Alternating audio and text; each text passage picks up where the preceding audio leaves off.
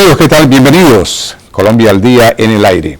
Enrique Córdoba acompañándoles. Hoy este programa está pintado de Iberia. Tenemos dos ilustres representantes de la madre patria. Aquí está Gonzalo Rey, un valenciano, y el director de mercadeo turístico de Málaga, Salvador Aguilar Sepúlveda.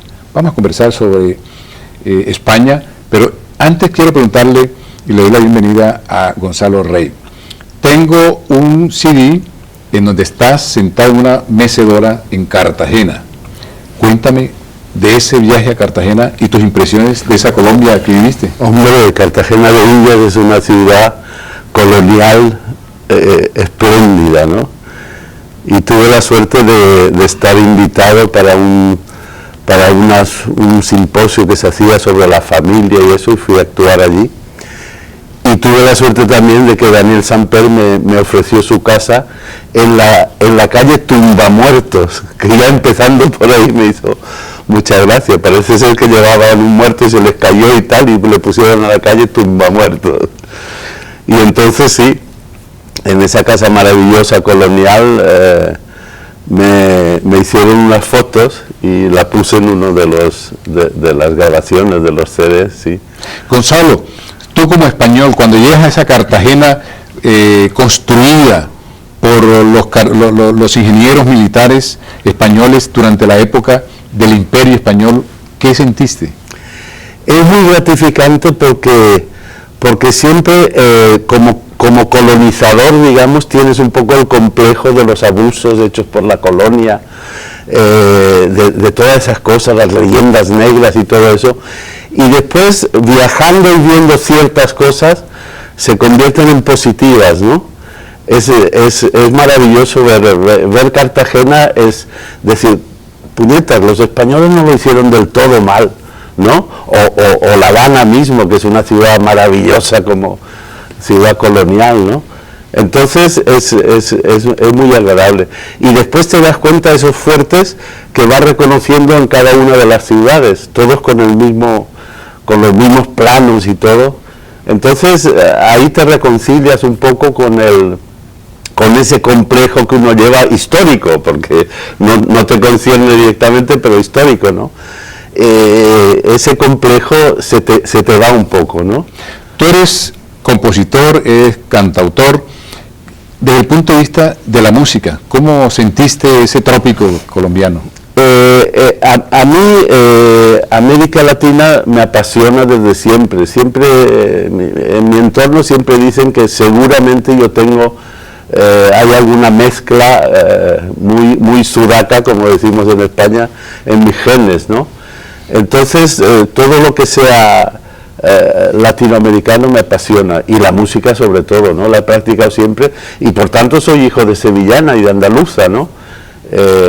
Lo normal sería que yo fuera más aflamencado, ¿no? Pero no, desde siempre me ha gustado la música latinoamericana. Ya. Y me apasiona. Gonzalo Rey fue guitarrista del Yate Onassis, del Cristina de Onassis. Sobre ese tema volvemos enseguida, porque quiero saludar y decirle a Salvador Aguilar, director de mercadeo turístico de Málaga, España. Es una ciudad que ha tenido un crecimiento extraordinario en los últimos tiempos, pero ¿qué es lo que hace orgulloso a los malagueños realmente? Hola, buenas, ¿qué tal? Muy agradecido de estar en tu programa, Enrique. Bueno, hay muchas cosas por las cuales podemos sentirnos orgullosos. Yo entiendo que sobre todo el clima y la luz. Y es algo de lo que no nos damos cuenta hasta que no vienen de fuera y nos dicen qué luz y qué clima tenéis, qué estilo de vida y qué calidad de vida en el fondo tenéis aquí en este entorno geográfico, ¿no? Y luego a nivel, digamos, ya de figuras singulares de la ciudad de Málaga, creo que cabe que el propio Pablo Ruiz Picasso, ¿no? Que somos la cuna natal de este gran artista universal, ¿no? Salvador, es decir, yo estuve en Málaga hasta hace unos 8 años. ¿Qué ha ocurrido en la Málaga de hoy? Bueno, digamos que lo que ha pasado en los últimos 8 años es una continuidad de lo que ya lleva ocurriendo desde hace unos 20 años, ¿no? Que es un proceso de recuperación del casco histórico, básicamente para que tanto el ciudadano como el que nos visita se apropie de él, un poco poniendo al coche en la frontera de ese centro histórico, en un proceso de peatonalización de calle y de la incorporación de una serie de museos y de equipamientos culturales para enriquecer la parte de vida cultural, ¿no? Porque básicamente es una estrategia diseñada hace ya 2 décadas, en la cual, una vez que Málaga hay una pequeña crisis económica y de inversiones, enfoca su futuro un poco en esa dirección, ¿no? Tanto lo que es el turismo cultural, turismo de congreso y turismo de crucero, ¿no? De lo cual Miami es una referencia, ¿no? Por eso estamos un poco aquí hoy en estos días, pero enfocamos para la parte, digamos, de las altas tecnologías y el desarrollo del turismo, ¿no? ¿Cómo se plantea esos polos de desarrollo turístico de Andalucía? Porque estoy acordándome de Córdoba, Sevilla, Málaga, Granada, ¿no? Sí. Pero es que Andalucía es realmente un emporio turístico. Bueno, realmente España es líder a nivel de potencia turística a nivel mundial, ¿no? En algo somos líderes, ¿no? En cuanto al ingreso y gasto que tiene ese concepto que es el turismo, tenemos una balanza de pagos que resuelve los déficits de otros tipos de sectores, ¿no? Como es el industrial. Y concretamente Andalucía, pues dentro de lo que es España, pues una potencia turística, infraestructuras hoteleras, de servicios, de formación, de los profesionales que llevan el turismo adelante. Y estas 4 ciudades, pues podemos decir que aglutinan el 80% de todo lo que es la oferta turística de Andalucía. Más ahora recientemente hemos acordado, las 4 ciudades, hacer una promoción conjunta en lo que son los mercados lejanos, es decir, todo lo que es el mercado latinoamericano, por un lado, Norteamérica, Canadá, y por el otro lado lo que es Japón, Corea y China, para hacer promoción conjunta de las 4 ciudades, para economizar costes y sobre todo para dar una imagen conjunta de lo que es la oferta de las 4 ciudades. El inventario de propiedades, de construcciones, que a raíz de la crisis quedaron desocupados, ¿qué ha pasado con eso? Sí, bueno, ese stock famoso que se produce después de la burbuja inmobiliaria, pues concretamente en lo que es la zona de Málaga y Costa, se ha ido disolviendo. Un poco es cierto que paró mucho la nueva construcción y eso ha permitido que las viviendas más apetecibles desde el punto de vista sobre todo el turismo residencial, ¿no? Británico, alemán o nórdico, son las primeras viviendas que han podido salir y bueno, la Asociación de Constructores de la zona vaticina que, bueno, que en un par de años es totalmente absorbida esa oferta que hay en stock todavía sin vender, ¿no? ¿Qué población tiene Andalucía? Andalucía 8,5 millones aproximadamente de habitantes, sí. Es decir, España es uno de los países que mejor promueve sus atractivos, sus riquezas. Y en Miami ustedes juegan de locales, porque aquí todo el mundo quiere España y quiere ir a España, ¿eh? Sí, que quiere venir a España, sí. Ajá. Sí, eso notamos ayer, precisamente tuvimos un evento de presentación, porque la misión que hemos tenido aquí en Miami ha sido conjunta del destino, ciudad, con también la Comunidad Autónoma Andaluza y lo que es la Costa del Sol, las entidades promotoras turísticas de esos ámbitos territoriales, pero también con la autoridad portuaria del puerto, porque el segmento que hemos venido aquí a promocionar precisamente es el turismo de cruceros, ¿no? Dentro de lo que es la ciudad para cruceros del Mediterráneo y Atlántico. Hemos venido a la cuna de los cruceros, que es Miami, con las compañías que son mitos para nosotros, ¿no? Como Carnival, Royal Caribbean o Norwegian Cruise Line, y un poco para venir a hacernos ver todos los años, estar aquí presentes en su imaginario y bueno, que no nos pierdan de vista. Y pues realmente el turismo de cruceros es uno de nuestros segmentos. Salvador, ¿épocas ideales para visitar Andalucía? Bueno, para visitar Andalucía todas las épocas del año, pero concretamente Málaga, por su localización geográfica, que tiene como un anillo de montañas que la separa a la costa de lo que es el interior, tiene un clima, un microclima especial, ¿no? Prácticamente hay un dicho donde se dice que, bueno, que allí hay 3 primaveras y un invierno suave, ¿no? No hay una estacionalidad de grandes temperaturas en verano, salvo unos cuantos días. Realmente se podría decir que todas las épocas del año en lo que es la ciudad de Málaga y lo que es la costa, pues sí, tiene un clima muy agradable. Lo mismo le pasa a la zona valenciana, todo lo que en Valencia también hay microclima.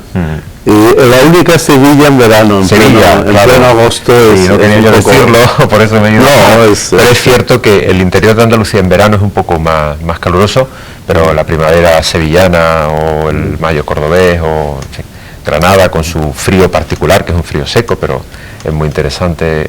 El clima de Andalucía en general es muy óptimo, ¿no? Es muy bueno, sí. Sí, sí. Y el vino también. El vino, la gastronomía, todo. El Jerez. ¿no? De manera que es un atractivo y es un programa que no tiene pierde, ¿no? Ahora quiero que Gonzalo nos hable sobre su experiencia. ¿Cómo te conectaste con Onassis? ¿Y qué hiciste en el yate con tu grupo y las celebridades que conociste? No, fue bastante... Bueno, mi padre me mandó a ver a un hermano que estaba en Cannes, en aquella época, muy lejana, y yo ya tocaba la guitarra en la tuna y todo eso, y allí me encontré con unos amigos o gente con los cuales tocábamos, y entonces uno de los que tocaba yo con él, había tocado en el Pirata, que era una boîte donde iba Onassis y Raniero. ¿Estás hablando de París? No, de Mónaco. El Pirata se llamaba. En esa boîte iban muy a menudo el príncipe Raniero y Onassis. Y entonces Antonio, que tocaba conmigo, había tocado en esa boîte. Y estábamos tocando para una gente que nos había contratado y eso, y vino Onassis, ¿no? Entonces saludó a Antonio, hombre, ¿qué haces aquí? Tal y cual. Pero aquí que al final de la noche era la época cuando él estaba con la Callas y separándose de Cristina y tal y cual. Al final de la noche le pregunta a Antonio, le dice, oye, ¿vosotros tenéis coche? Sí, señor, tal. ¿Me puedo ir con vosotros a Mónaco? Porque mi chofer está cansado y lo voy a mandar. Entonces mandó a su chofer y nos quedamos ahí tocando para él y 2 o 3 personas más, y al final nos fuimos en el coche a Mónaco con él, y ahí fue nuestro encuentro. Entonces lo dejamos en la SBM, que se llama ahí, donde están sus oficinas y tal, y nos dijo, veniros mañana al Cristina, que os invito, tal y cual. Y entonces empezó todo así, nos fuimos al Cristina, y subimos allí, y nos recibieron muy bien. Recuerdo que al subir había periodistas y cosas de esas, y subía yo por la escalera, al ser yo el más jovencito me empujaban los otros porque íbamos con miedo, y me apareció allí un señor que a mí me pareció un almirante, ¿no? Ah, ustedes son los amigos del señor Onassis. Sí, nosotros, pasen, ¿no? Tal. Los amigos del señor Onassis. Sí. ¿Cómo te parece? Y así fue nuestro encuentro. Entonces nos quedamos varios días en el Cristina y eso, y nos dijo, quiero que os quedéis aquí conmigo en Mónaco y tal. Y nos pusieron en el Hotel de París, que se inauguraba un restaurante maravilloso que domina toda la bahía, el Grill Room se llamaba, y entonces nosotros tocábamos allí un rato por la noche, y cuando Onassis tenía algún festejo o salían el Cristina a algún sitio, pues nos embarcábamos con ellos, y entonces ya fuimos a Scorpios, a Italia. Uno de sus invitados permanentes era Churchill, Macmillan, el que había sido ministro inglés también, y bueno, y así empezó toda la historia, ¿no? Que para mí duró 3 años, ¿no? ¿Cómo era Onassis? ¿Su personalidad, su forma de ser? Muy extrovertido, una persona muy envolvente, o sea, sabía camelarse a la gente, ¿no? Y muy simpático. Hablaba muy bien español, lo aprendió en Buenos Aires, ¿no? Sí, en Argentina. Él trabajó en la Telefónica en Buenos Aires. Sí, él nos contaba que su primer dinero y todo eso lo hizo en Argentina, ¿no? Tenía muchos amigos sudamericanos y eso, y entonces nosotros, pues bueno, en las fiestas que hacía, pues a cada uno le cantábamos las canciones de su país, ¿no? Sí, pero fue interesante esa época. Gonzalo, tú eres un historiador de la música. Estaba viendo la conferencia que dictaste en la Universidad de Carlos III. Sí. Y tienes mucho conocimiento y discos, las habaneras. Háblanos sobre esa parte tan importante. Mira, a mí me ha interesado siempre, dentro de dedicarme a la música latinoamericana, a la musicología latinoamericana, porque hay muchos malentendidos, ¿no? Sabes que la música se manosea mucho y toda la gente tira de ella, ¿no? Y la música en el fondo es muy libre, sin fronteras, pero los países tienen fronteras, y entonces siempre hay un desencuentro entre la música. Entonces siempre me interesó, y yo en todos mis años de bohemio y de música y tal, siempre fui leyendo mucho y tomando notas sobre musicología, sobre todo del continente americano, ¿no? Entonces, a través de todo eso y con la edad ya, ahora me interesa mucho más escribir y desarrollar todo eso.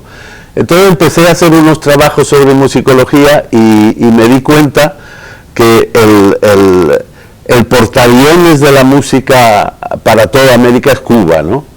Y a partir de ahí se proyecta toda la música en América Latina.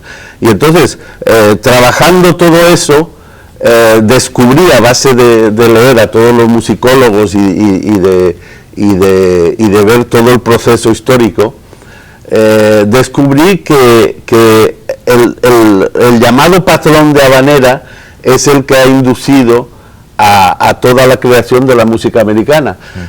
Y es difícil, la gente a veces piensa que eso parece sencillo, pero no es sencillo decirle, por ejemplo, a un argentino que el tango tiene origen en la habanera. Porque claro, la habanera viene de Cuba y entonces dice, pero ¿cómo? Si el tango no está tal y cual. ¿Comprende? Entonces se crean todas esas contradicciones, ¿no? O decirle en español que el pasodoble es hijo de la habanera. Dice, pero ¿cómo? Si el pasodoble es el prototipo de lo hispano, ¿no? O decirle a un napolitano que O Sole Mio es una habanera, por ejemplo, que es el paradigma de la canción americana. O que La Golondrina en México, que es una canción emblemática de México, es también una habanera, ¿no? Entonces todo eso me interesó mucho y yo empecé haciendo un libro en el cual apoyo la conferencia esa que tú nombras, haciendo un libro empecé la historia de la música americana a través de Cuba, ¿no? Que es lo más interesante. Y entonces ahí empecé a trabajar todo esto y es interesantísimo por todas estas cosas, ¿no? Porque la gente quiere apropiarse de lo suyo, de lo que considera suyo. Y la música es toda mestiza, es todo y es libre. No puede decir. Tú fíjate que ¿quién nos diría a nosotros que el origen de la habanera, por ejemplo, es la country dance inglesa? O sea que en un principio la country dance inglesa se proyecta por Europa, la contradanza francesa, la contradanza española viene a Cuba por la colonia. En Cuba se transforma, no voy a hacer aquí la conferencia porque es muy larga, ¿no? En Cuba se transforma, sale lo que dimos por llamar, lo llamaron danza cubana, pero luego al venir de Cuba, que se hizo muy famoso, todo el mundo dice de La Habana, habanera, de ahí viene el nombre de habanera, ¿no? Y entonces en Cuba se transforma, se convierte en eso y luego se proyecta a toda América y a todas las colonias hispanas, ¿no? Y vuelve a España. Y entonces de esa forma da origen a gran parte de toda la música del continente americano, pero también a música española como el tanguillo de Cádiz, que también tiene origen en la habanera. Y sin embargo es un clásico en España, ¿no? Definitivamente hay que hacer un programa contigo, pero con guitarra, para que interpretes con guitarra, cuando salí de Cuba y todas esas canciones. Claro, claro. Salvador, a propósito de la música, ¿qué tan presente está malagueña en las fiestas, en las reuniones de los malagueños? La malagueña, bueno, realmente es cierto que nosotros, más que dar la espalda, no hemos promocionado suficientemente el sonido original, ¿no? La banda sonora original de la ciudad de Málaga, como pueda ser la malagueña. Sí, sin embargo, los verdiales, que es ese sí que no tiene origen en la habanera, sí, eso sí, porque sí, es bastante anterior, ¿no? Sí, los verdiales, es uno de los palos originarios de lo que es el flamenco, ¿no? Y además que incluso con ancestros, por el propio instrumental que tiene, de lo que es la música andalusí. Estamos hablando ya del siglo XII, siglo árabe, XIII, ¿no? De música árabe, ¿no? Porque tiene una especie de pandero, tiene violín, tiene crótalos, que son unos metales, ¿no? Que suenan con los dedos. Entonces, ahí los verdiales sí es cierto que desde hace 30 o 40 años hay una acción muy proactiva de cara a recuperarlo, a conservarlo y a promocionarlo. Y una fiesta muy famosa todos los años, que es el 28 de diciembre, Día de los Inocentes, donde hay un encuentro de pandas verdialeras en una zona de Málaga, eso no lo sabía. Donde el vino dulce va para acá y para allá, y donde está la fiesta a flor de piel, ¿no? Ahora, con respecto a la gastronomía de ustedes. Bueno, uno de los, no sé si lo habrás probado, supongo que tú sí, cuando estuviste por allí, el famoso espeto de sardinas, que, sí, las sardinas que son el pescado, la sardina espetado en una caña del mar en el Pedregal, ¿qué se llama? Pedregalejo. Pedregalejo. Sí, exactamente. Bueno, realmente todo el paseo marítimo es un plato típico de la zona y es un pescado a la brasa con una... Me ocurrió una anécdota ahí en el Pedregalejo. Yo estaba con mi escarapela aquí, con mi nombre, estábamos filmando a unos señores y de pronto un hombre me dice, de manera que tú también eres Enrique Córdoba. No me estaba leyendo, así que encontré un... Sí, bueno, ese es nuestro plato más representativo, pero luego hay una enorme gastronomía. Hay mucha gastronomía. Y sobre todo nuevos chefs locales que han hecho fusión, es decir, han hecho pasar la comida tradicional malagueña por una nueva manera de presentarla y de ponerla en valor también, ¿no? Y se han recuperado platos. Y sobre todo que en Andalucía todos los derivados de mariscos y pescados es muy...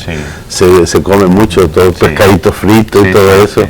Y hablando de langostinos de San Lucas. Hablando de cocina, yo creo que los amigos televidentes están lanzando inquietudes telepáticas. La paella, el arroz, los arroces valencianos. Eso es. ¿Qué orígenes tienen y las preparaciones? Las variedades. A mí me llama un poco la atención porque la paella se ha convertido en un plato emblemático y mundial. Es un ícono de la gastronomía española, ¿no? Pero desgraciadamente, bueno, digo desgraciadamente, aunque ahora ya se está poniendo en valor, ¿no? Pero desgraciadamente los españoles no hemos sabido, los valencianos, no hemos sabido proyectarla como por ejemplo los italianos con sus pizzas o sus pastas, no le hemos sacado todo el valor que tiene. Claro, y entonces se ha convertido en que en todo el mundo se ha hecho famosa la paella y hacen arroces mezclando cualquier cosa y a todo lo llaman paella. Y fíjate que a mí, en una de mis viajes a Valencia, que son permanentes, el de turismo también, el encargado de turismo de la Comunidad Valenciana, me regaló un libro que se llama Los 100 arroces valencianos. O sea, hay 100 formas de variedades.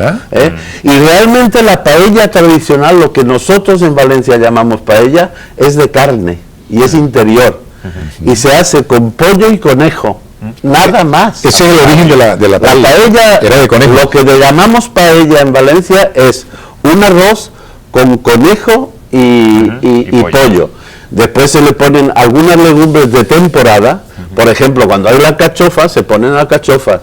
Cuando hay las, ¿cómo se llama? Pero nunca se ponen frijoles o no se ponen guisantes, que la gente pone guisantes siempre, y los guisantes van con otros arroces. ¿Tú eres capaz de darnos la receta en 30 segundos de ese arroz al horno valenciano que preparaste el otro día? Sí, el arroz al horno. Eso también es del interior, de la Valencia interior. Es decir, en Valencia se hacen, y no se hacen restaurantes ni nada. Y fíjate que a mí, que me gustan los arroces, obvio, me gusta casi más el arroz al horno que la paella, ¿no? Es un arroz que se prepara tiene nabo, bueno, yo no soy cocinero, no te voy a dar la receta exacta, pero tiene garbanzos, tiene patatas cortadas así muy finas, tiene tomates, trozos de tomate grande, y tiene partes del cerdo, las partes, por ejemplo, las manitas, la oreja de cerdo y tal, todo cortadito, y luego se le pone un ajo enorme dentro y tiene algo de ajo y tal. Entonces todo eso va en una cacerola que tiene que ser de barro, así enorme, al horno, ¿no? Y da un sabor maravilloso y se come con cebolla. O sea, con cebolla natural, cebolla blanca, esa, no la cebolla agresiva. En vez de pan, lo comes con cebolla. Lo que pasa es que, por ejemplo, ese arroz al horno, que es ígnico, pero se hace en las casas solo. En general, yo nunca he ido a un restaurante donde digo, hazme un arroz al horno. Es muy de las casas. Antiguamente, en los pueblos, yo recuerdo en mi pueblo, había 5 o 6 hornos de leña, donde hacían el pan todos los días y tal. Y la gente, las señoras de las casas, a mediodía preparaban su cacerola con ese arroz al horno y lo llevaban al horno. Y en el horno lo hacían y luego lo iban a recoger y se lo llevaban a casa y se comían las casas, ¿no? Oye, pero eso es uno de los 100 arroces que hay, ¿no? Pero está saliendo el humo de esa receta. Sí. Una semana en Málaga, ¿qué se puede hacer? Una propuesta para nuestros amigos televidentes. Bueno, Semana Santa, Málaga. Sí, claro, bueno, eso ya te completo. Para los creyentes, Semana Santa. Igual que la Feria de Málaga.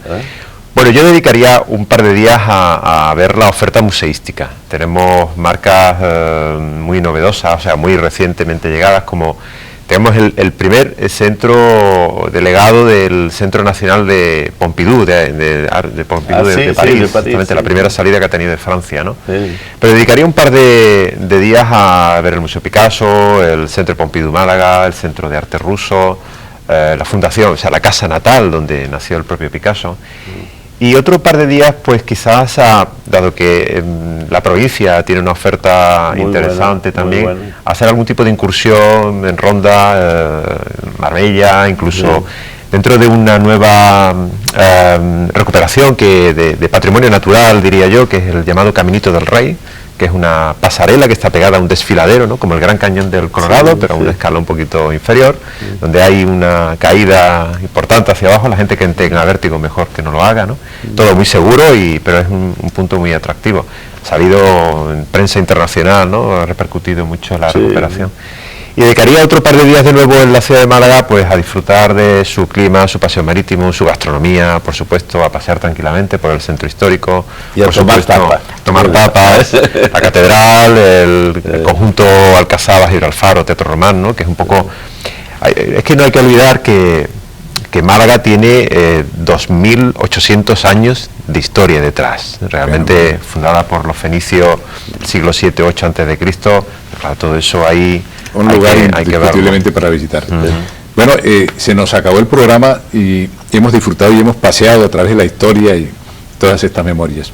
Me gustaría de pronto terminar, Gonzalo, quisiera tararear cuando salí de Cuba, y tenemos una gran cantidad de amigos televidentes, ¿sabes? Cuando salí de Cuba, sí, es una canción que yo no ni he grabado ni he cantado muchas veces, pero la conozco así de oídas porque es un himno para muchos cubanos, ¿no? La estrofita como No sé nunca podré irme, mi corazón se ha quedado allí, así me va quedando, cuando salí de Cuba, dejé mi vida. Gracias, Gonzalo, gracias, Salvador. Amigos, los invito como siempre los domingos a las 11 de la mañana en Cita con Caracol. Enrique Córdoba les desea un feliz domingo. Felicidades. Chao.